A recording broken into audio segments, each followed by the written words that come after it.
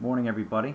It's about 8 o'clock, and Hurricane Irma is unleashing its wrath on the Keys currently. A lot of the webcams there are down, but they're getting winds sustained, or at least will be soon, of at least over 100 miles an hour, gusts above 130 easily.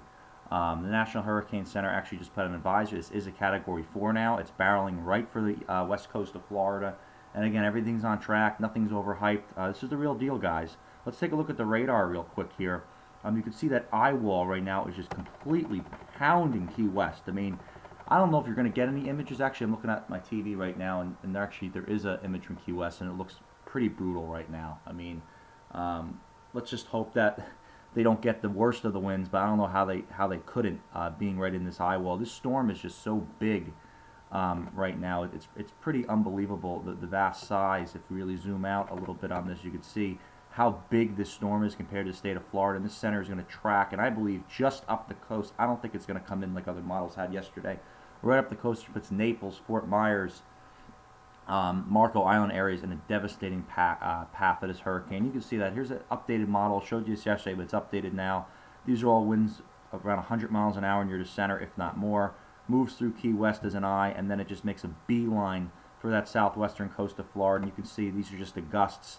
Look at how the gusts pick up just north of that eye wall, and you can see again near Naples 120, 125. I mean, this is the real deal. Look at the simulated radar.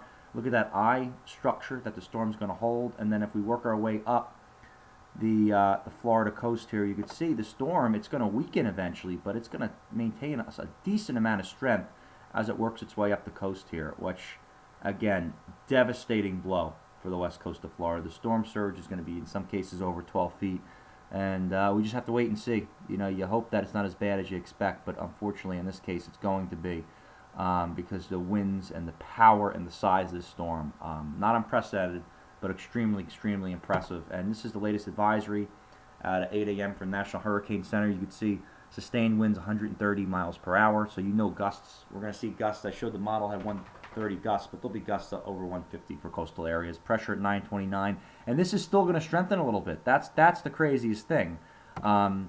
This is actually this is from 7:30 this morning, so the eye wall didn't hit yet. But this is one of the keys. You can see it was gusting up to 86. But again, we'll keep tracking this all day today. I'll have another video coming out probably later in the afternoon as this approaches Florida, because the impacts here will be later this afternoon with the worst conditions for southwestern and more of the central coast of Florida. So stay tuned. That's all for now. Thanks for checking in.